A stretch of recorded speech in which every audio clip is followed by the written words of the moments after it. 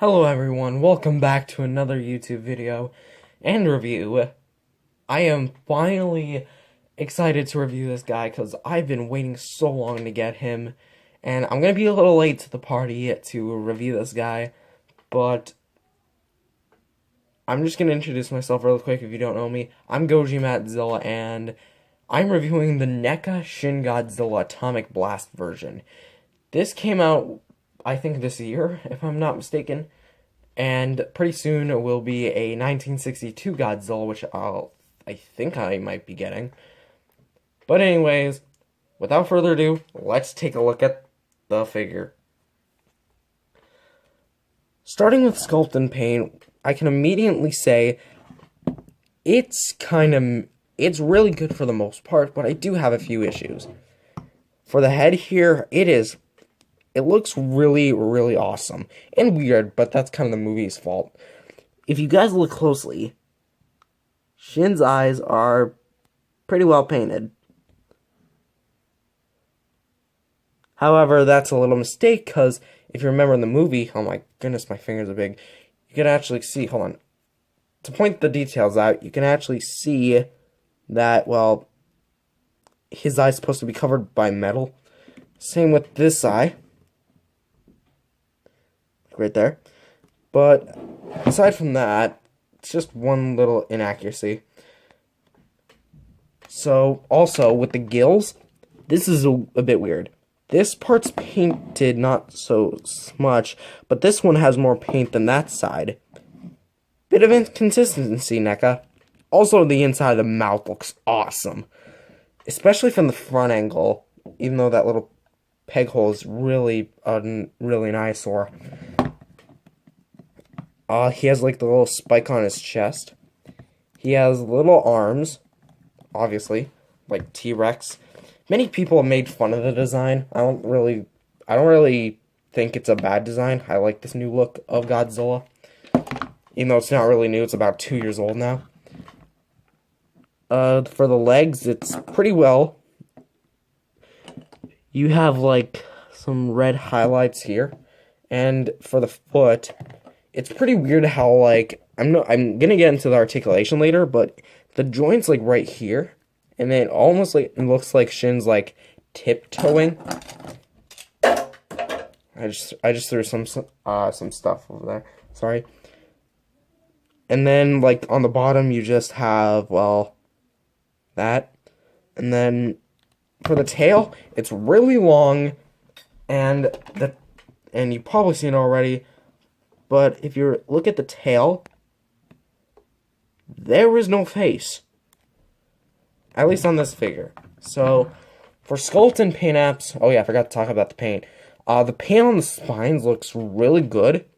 However, I think it's a bit inconsistent with the purple and the white. And it almost looks pinkish, which I'm pretty sure is purple in the movie. However, the red and the yellowish brown look awesome together. Now for articulation. For articulation, we have a ball joint here at the head, which can turn 360 degrees, go up and down, and has no jaw articulation, unlike the other NECA Godzillas. Hold on. Like this one. Just gonna throw that one too. He has, ball joint here at the head. He has a ball joint here at the neck, which is one of the weirdest joints, like, I've ever come across. It's really tight here at the top, but then once you bend the neck down, it's welcome to spinning limbo. Yeah, it's weird. And you can also tilt from side to side. For the arms, you have, like, decent movement here. I like what they did with it. You know, you can go all the way around. You can also go with an elbow joint. Not really sure. Like, I said it was on a ball joint, but I guess I was wrong. I'm not too sure. And for the arms, they actually changed things up a bit. If you guys look really closely, you can see a hinge. See that? Yeah. It's a hinge. Also, you can also twist the waist a bit. I wouldn't suggest doing it because you rub the dorsal fins, also this dorsal plate's kind of bent. You can also do a 360 with the foot. Again, don't recommend doing it because you might scratch the paint. And here's one of the biggest problems with the figure, the knee joint. It actually goes like in instead of and out. Kind of like, reminds me of the Godzilla 2014 they made. It does the same thing where it reveals a hinge, and then all you really get is rotation out of it. It's kind of the same thing with this.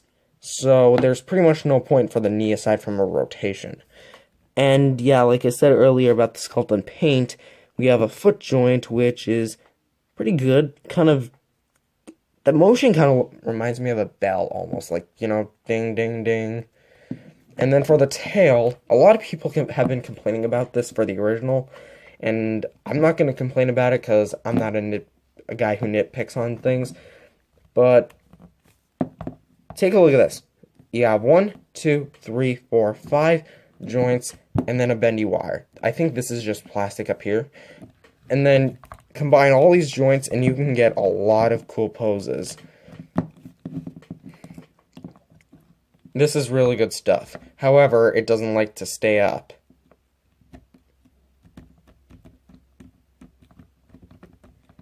It's mainly you.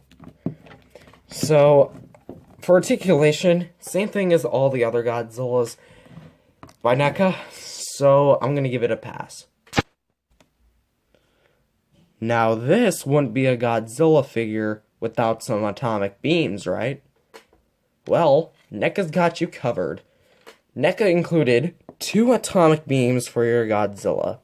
Almost like an X. So how to differentiate the two is you put them kind of like this. And then, I'm not sure if you guys can't see on camera, but this one's the shorter one.